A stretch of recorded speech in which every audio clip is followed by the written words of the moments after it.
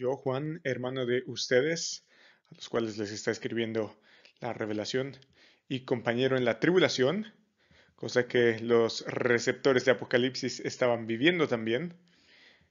Juan trata de empatizar con estos hermanos. No nada más es compañero en la tribulación, es compañero en el reino y es compañero en la perseverancia, y estas cosas son en Jesús. ¿Y qué significa que sea compañero en tribulación, en reino, en perseverancia? Bueno, primero vamos con tribulación. Por supuesto que es compañero en la tribulación, debido a que recuerda que Juan está ahora mismo escribiendo esto en la isla de Patmos, o al menos es donde él recibe la revelación, el Apocalipsis. Presuntamente es exiliado a causa de su fe, por causa de la palabra de Dios y del testimonio de Jesús. La idea es esta, él está ahí en Patmos, presuntamente, insisto, exiliado, encarcelado por proclamar a Jesús como Señor.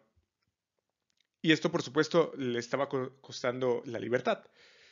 Entonces es compañero en la tribulación porque también está sufriendo. Y esta, de hecho, es la promesa para todos aquellos creyentes en Jesucristo. En el mundo tendrán aflicción, pero confíen, yo he vencido al mundo, dijo Jesús.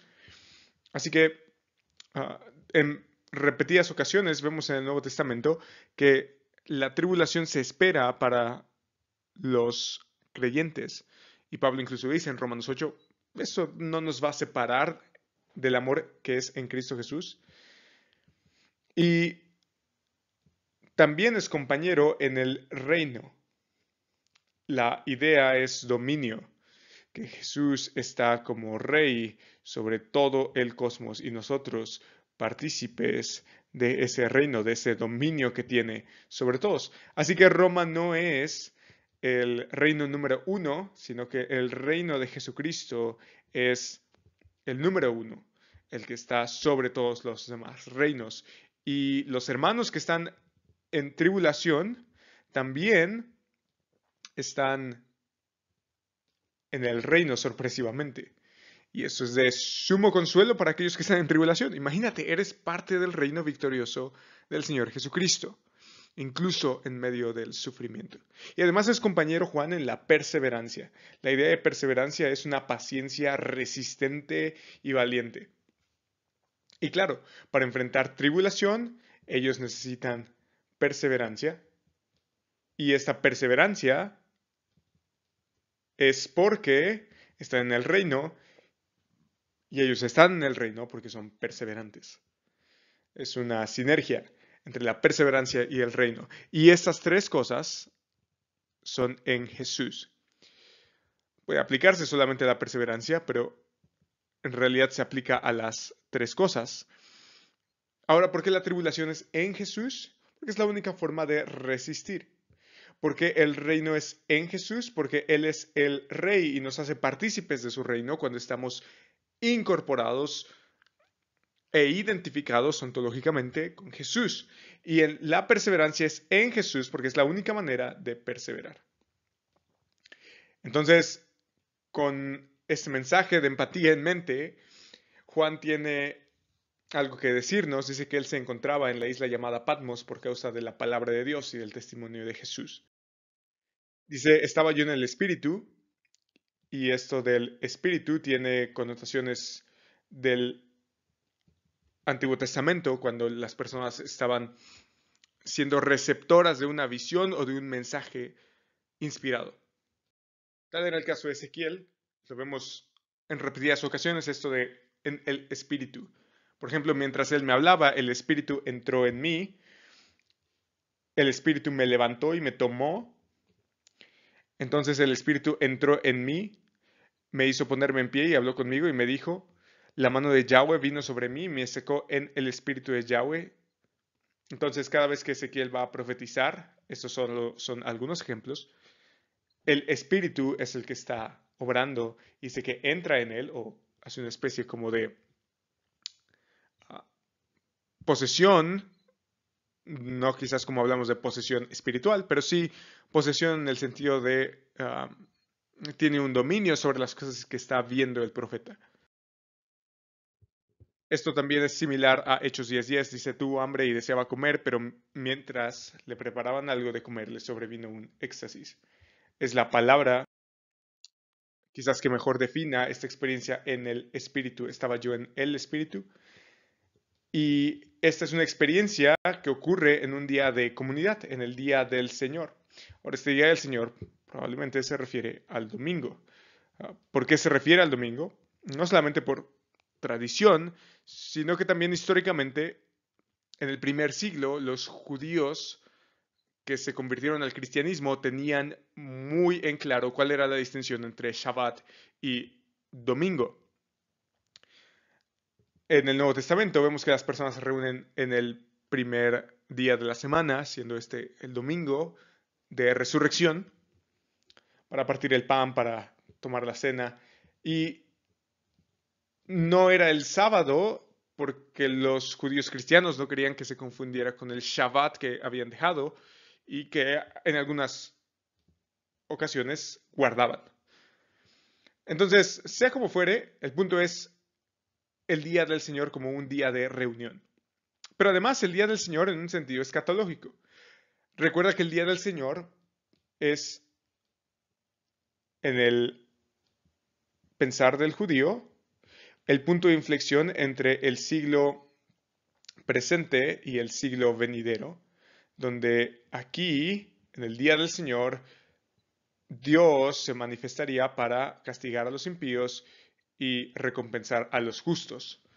Es curioso que ese mismo término se ocupe para lo que está aconteciendo aquí, que es la visión de las cosas que han de venir. Y hoy detrás de mí dice una gran voz como sonido de trompeta, o como de trompeta, que decía, escribe en un libro lo que ves y envíalo a las 7 iglesias, a Éfeso, Esmirna, Pérgamo, Tiatira, Sardis, Filadelfia y Laodicea. Ya vimos un poco de esto en la sesión anterior. Era un circuito precisamente entre las provincias de Asia Menor. Y también vamos a ver individualmente cada una de estas iglesias.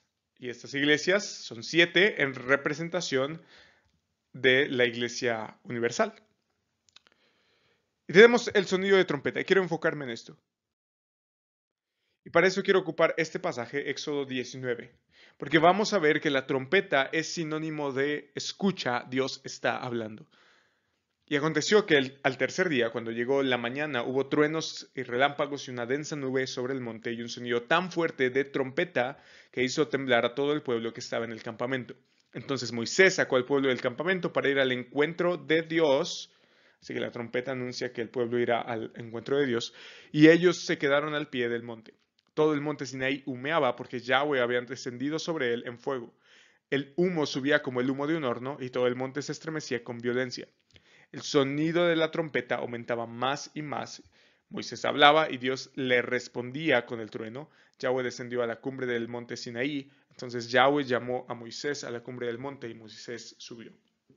De nuevo, el sonido fuerte de trompeta se refiere a Dios habla, el pueblo está escuchando. Porque Dios va a revelar algo y necesitamos prestar atención. También sirve como anunciación del día del Señor, el día de Yahweh. Dice Joel 2.1, toquen trompeta en Sión y suenen alarma en mi santo monte. Tiemblen todos los habitantes de la tierra porque viene el día de Yahweh, ciertamente está cercano. Entonces el punto es, Dios va a intervenir, Dios va a hablar, hay que escuchar. Entonces esta es la idea detrás de que Juan escuche detrás de él una voz como de trompeta. Y ahora es la visión, porque dice que él se vuelve para ver de quién era la voz que hablaba conmigo y al volverme, y esto va a ser muy importante, quiero que lo observes, 7 candelabros de oro. Observa el número 7, candelabros de oro. En medio de los candelabros vi a uno semejante al Hijo del Hombre. Entonces vemos a un Hijo del Hombre caminando entre los candelabros, ¿cierto? En medio de los candelabros. Esa es la idea que quiero que recuerdes, porque la vamos a retomar al final. Pero mientras, fijémonos en este Hijo del Hombre. Te voy a leer todo el pasaje y después te voy a leer algunos pasajes que están en el Antiguo Testamento que hacen eco de este otro pasaje, o que sirven más bien de eco de este otro pasaje. En medio de los candelabros vi a uno semejante al Hijo del Hombre, vestido con una túnica que le llegaba hasta los pies. Quiero que te imagines todo esto, con una túnica que le llegaba hasta los pies, ceñido por el pecho con un cinto de oro.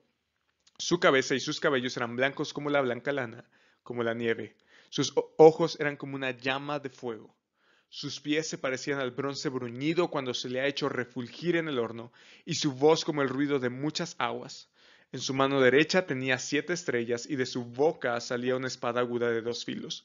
Su rostro era como el sol cuando brilla con toda su fuerza. Y ahora te voy a leer algunos pasajes. El primero está en Ezequiel capítulo 1. Y oí el ruido de sus alas cuando andaban, como el estruendo de muchas aguas, como la voz del Todopoderoso, un ruido de tumulto como el ruido de un campamento militar. Cada vez que se detenían, bajaban sus alas. También hubo un ruido por encima del firmamento que había sobre sus cabezas. Cada vez que se detenían, bajaban sus alas. Sobre el firmamento que estaba por encima de sus cabezas había algo semejante a un trono, de aspecto como de piedra de zafiro, y en lo que se asemejaba a un trono, sobre él, en lo más alto, había una figura con apariencia de hombre. Entonces observé que en lo que parecían sus lomos y hacia arriba había algo como metal refulgente que lucía como fuego dentro de ella en derredor. Y en lo que parecían sus lomos y hacia abajo había algo como fuego y un resplandor a su alrededor. Como el aspecto del arco iris que aparece en las nubes en un día lluvioso, así era el aspecto del resplandor en derredor. Tal era el aspecto de la semejanza de la gloria de Yahweh. Cuando lo vi, caí rostro en tierra y oí una voz que hablaba. Luego tenemos a Daniel, capítulo 7.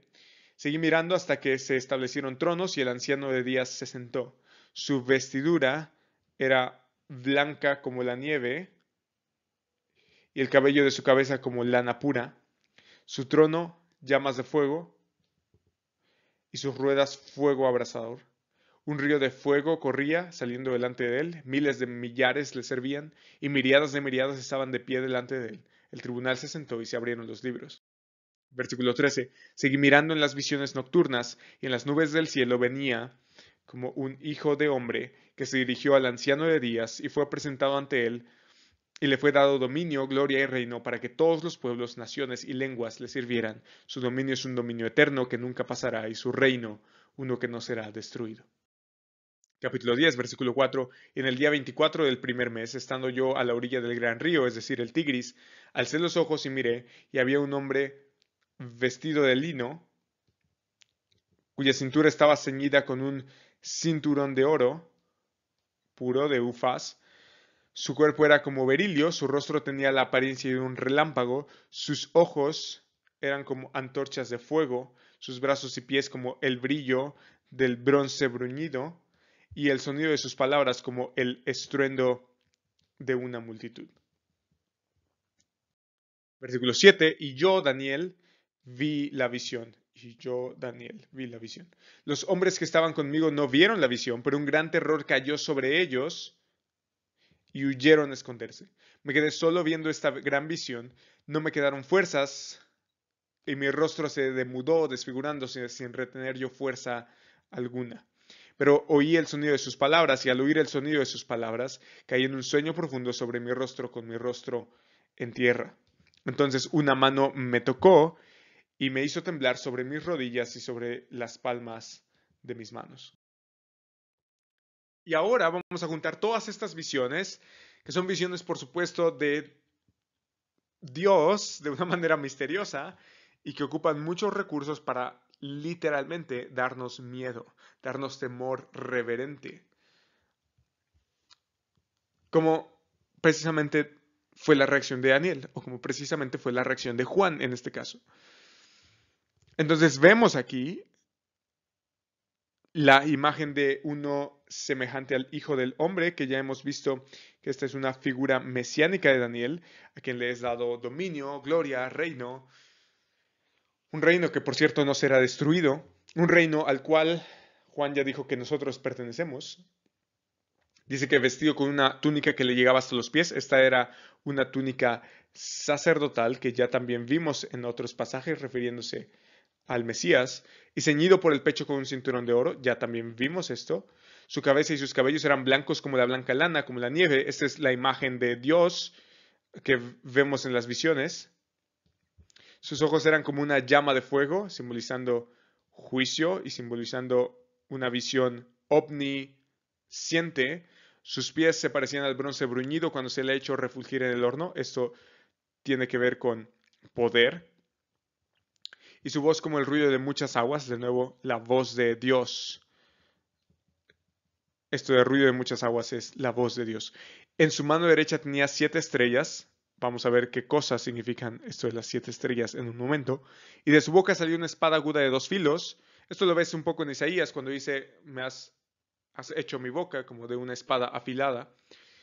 Y también puedes recordar pasajes como, porque la palabra de Dios es viva y eficaz y más cortante que toda espada de 2 filos, Hebreos 4. Entonces la idea es que Cristo está armado, pero no con un arma de violencia, sino con un arma de palabra. Esa es la idea detrás de la boca, que lo escudriña todo, la palabra de Cristo. Y su rostro era como el del sol cuando brilla con toda su fuerza. De nuevo, esta es la imagen del rostro brillante como el sol de Dios. Así que todo esto es para darnos literalmente un temor reverente del Hijo del Hombre. ¿Quién es este Hijo del Hombre? El Cristo resucitado. Y por supuesto, al igual que Daniel, Juan cae como muerto a sus pies. No hay de otra.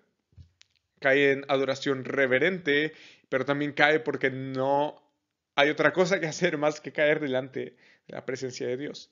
Y él puso su mano derecha sobre mí, ¿te acuerdas de esto? Lo vimos en Daniel.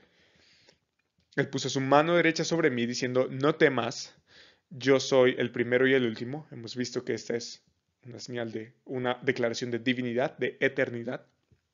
Y el que vive y estuve muerto, pero ahora, por eso es una referencia a Jesucristo, quien más estuvo muerto, pero ahora vive por los siglos de los siglos. Por supuesto, habla de la resurrección de Jesucristo.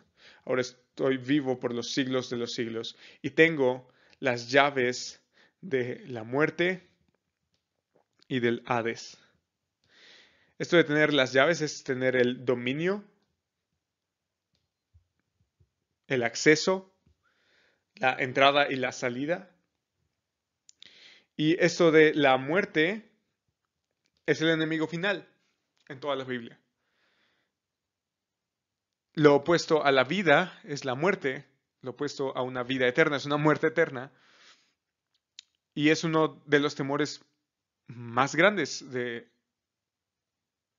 nosotros los humanos, morir. Y de hecho, quien tenía el poder o las llaves de la muerte cuando Apocalipsis se estaba escribiendo era el emperador, el César. Él decía, bueno, fulano de tal va a ir a ejecución. Él tenía las llaves de la muerte en ese sentido.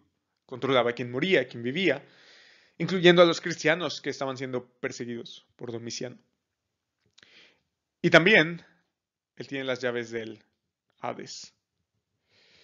Este es otro de los temores más grandes de nosotros los humanos. No solamente el morir, sino qué pasa después. Este Hades es el equivalente al Sheol, o Seol en hebreo, y es la región de los muertos, literalmente es eso. Algunas traducciones lo ocupan como infierno, pero en realidad debería ser inframundo, lugar de los muertos, porque habla acerca de un estado, una especie de estado intermedio. Es un, por supuesto, símbolo de lo que pasa después de morir. Los creyentes van a la presencia de Dios, por ejemplo.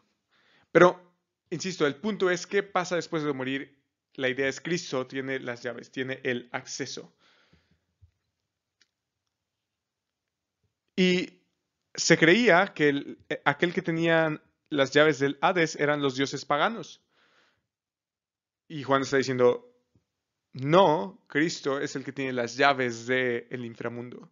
Él no solamente tiene el poder y la potestad sobre tu muerte, sino que también tiene la potestad de lo que pasa después de tu muerte. Así que esto es impresionante y de enorme consuelo para una iglesia que estaba siendo perseguida. Escribe pues las cosas que has visto y las que son y las que han de suceder después de estas. La construcción en griego es un poco extraña. Yo me inclino por esta traducción en la Biblia la Nueva Biblia de las Américas. Y algunos dicen, no puedes bosquejar Apocalipsis con estas frases, las cosas que has visto, primero bosquejo, las cosas que son, segundo bosquejo, y las que han de suceder después de estas, número 3, y entonces tienes que el capítulo 1 son las que has visto, el capítulo 2 al 3, o incluso esto se podría decir hasta el 5, son las que son, y las que han de suceder después de estas es del 6 en adelante. Algunos comentaristas dicen, no puedes hacer esto, y tienen sus razones. La construcción en el griego es un poco extraña, pero insisto, yo creo que esto es una buena manera. Quizás puedes decir, no se debe bosquejar el libro de esta manera, pero sí es una buena manera de recordar cómo está estructurado. Las cosas que has visto hasta ahora han sido las del capítulo 1, las que son el estado actual de las 7 iglesias y la adoración celestial, el dominio que Dios y el Cordero tienen de todo el cosmos. Y las que han de suceder después de estas se refieren las cosas que están aconteciendo en cierto sentido. Recordemos que la profecía es un comentario de Dios sobre cosas presentes y que quizás intervenga en el futuro. La idea es esa. Así que, ¿por qué no tomar del 6 en adelante las que han de suceder después de estas, debido a que es nuestro presente en los últimos tiempos, desde la resurrección de Cristo hasta la consumación de todas las cosas? Así que no considero que sea gravoso el bosquejar así nuestro libro de Apocalipsis. Insisto, las cosas que has visto, capítulo 1, las que son del 2 al 5, quizás podríamos decirlo, y las que han de suceder después de estas, del 6 en adelante. En cuanto al misterio de las 7 estrellas que viste en mi mano, ¿te acuerdas que te dije que recordabas esto? Las 7 estrellas que el Hijo del Hombre tiene en su mano derecha, en su diestra, que es una señal de poder. Por ejemplo, Salmo 110, siéntate a mi diestra hasta que ponga a tus enemigos por debajo de tus pies. La diestra es sinónimo de poder, de autoridad. Y de los 7 candelabros de oro, ¿te acuerdas? Sobre los que el Hijo del Hombre estaba en medio, como paseándose. Las 7 estrellas son los ángeles de las 7 iglesias. Aquí la palabra ángeles es literal ángelos en griego y puede referirse a ángeles celestiales o puede referirse a mensajeros, simplemente. Aquí en Apocalipsis la mayoría de las veces es ángeles, lo que algunos dicen, bueno, entonces cada iglesia tiene su ángel. Eso es un poco extraño. Por esta razón algunos han dicho, bueno, aquí se debería decir mensajero. La idea es que es un poco ambigua y seguramente tiene este significado doble o más bien en lugar de doble, oculto. Pero el punto es, los ángeles son representativos de las iglesias. Se refiere a ángeles de manera literal o se refiere a ángeles de manera metafórica, como refiriéndose a mensajeros, es decir, quizás pastores o aquel que anuncia el Apocalipsis a cada una de estas 7 iglesias. En fin, el punto aquí es el significado, porque dice en cuanto al misterio, cada vez que se ocupa esta palabra misterio es algo que está oculto, pero a continuación se va a revelar. No es algo esotérico, no es algo secreto, es algo que está oculto y ahora se revela. Entonces, en cuanto al misterio de las 7 estrellas que viste en mi mano derecha y los 7 candelabros de oro, las 7 estrellas son los ángeles de las 7 iglesias, es decir, simplemente tomémoslo como representativo de las 7 iglesias, y los 7 candelabros son las 7 iglesias. 7, acuérdate que es el número de la plenitud. Así que esto es representativo de toda la iglesia. Ahora, ¿por qué candelabros? Bueno, esto es el menorá de los judíos, que era la lámpara o el candelabro con 7 lámparas que estaba dentro del lugar santo. Esto lo ves en Éxodo 25:37. Entonces harás sus lámparas serán levantadas de modo que alumbren el espacio frente al candelabro. La idea, el simbolismo detrás de la menorá es que simbolicen la presencia de Dios que ilumina al mundo en un lugar oscuro. Y esta imagen se repite o se retoma en Zacarías capítulo 4. Dice, entonces el ángel que hablaba conmigo volvió y me despertó como un hombre que es despertado de su sueño y me preguntó, ¿qué ves? Y respondí, veo un candelabro todo de oro, como el del templo precisamente, con su depósito en la parte superior y sus 7 lámparas encima de él con 7 tubos para cada una de las lámparas que tiene encima. Y junto a él hay 2 olivos, uno a la derecha del depósito y el otro a la izquierda. Continué y dije al ángel que hablaba conmigo, ¿qué es esto, señor mío? Respondió el ángel que hablaba conmigo y me dijo, ¿no sabes qué es esto? No, señor mío, respondí. Continuó él y me dijo, esta es la palabra de Yahweh a Zorobabel. Zorobabel, en el contexto, esto lo puedes ver en el libro de Esdras, está reconstruyendo el templo de Jerusalén después del exilio.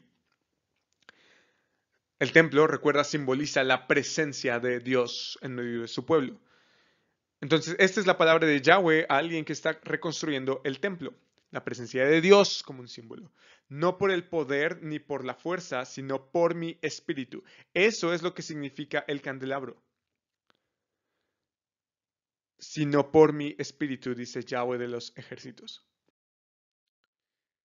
En el Nuevo Testamento, aquellos que son la presencia de Dios en el mundo, los que van a alumbrarlo, son la iglesia, los discípulos de Cristo. Ustedes son la luz del mundo. Una ciudad situada sobre un monte no se puede ocultar, ni se enciende una lámpara y se pone debajo de una vasija, sino sobre el candelero y alumbra a todos los que están en la casa. Así brille la luz de ustedes delante de los hombres para que vean sus buenas acciones y glorifiquen a su Padre que está en los cielos.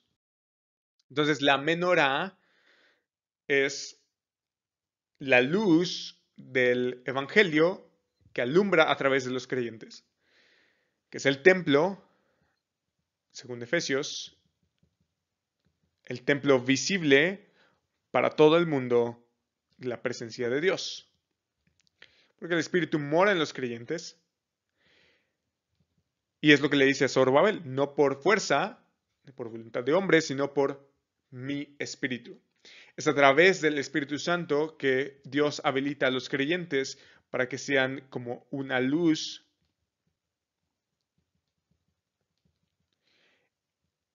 de un candelabro.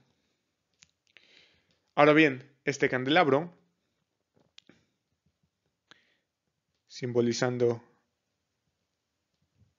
la luz de Dios, está repetido 7 veces y en medio de esos candelabros está esta figura terrorífica, en el buen sentido, del Hijo del Hombre. Así que aquel que tiene dominio sobre todo está en medio de su pueblo, supervisando, consolando, exhortando a su pueblo, que está haciendo luz para el resto del mundo. Ese es el significado detrás de la idea central, que es el versículo 13. En medio de los candelabros vi a uno semejante al Hijo del Hombre. Ese ser tan misterioso, terrorífico que acabamos de analizar y que cumple con la presencia de Dios en el Antiguo Testamento y la figura mesiánica que hemos de esperar, aquel que murió y que resucitó de entre los muertos, Jesucristo mismo, no está de ninguna manera ausente en medio de su pueblo, un pueblo que está pasando por tribulación y angustia. El Hijo del Hombre está presente en su iglesia, está en medio de su iglesia. Ese es el consuelo primordial de este pasaje. Aquel que tiene supervisada a su iglesia ahora está dando un mensaje de consolación a su iglesia que está en persecución y por eso habla con voz de trompeta. Necesitamos escuchar. Aquel por quien hemos esperado tanto tiempo va a hablar, diciéndoles que nunca, nunca, nunca nos ha dejado solos. Él está siempre con nosotros. Somos luz de esa gloriosa presencia que está en medio nuestro. Así que vivamos de tal manera que reflejemos esa verdad. Somos la luz del mundo que refleja la gloria del Hijo del Hombre, que murió, resucitó y un día volverá por la iglesia que tanto cuida en el presente y empodera a través de su Espíritu.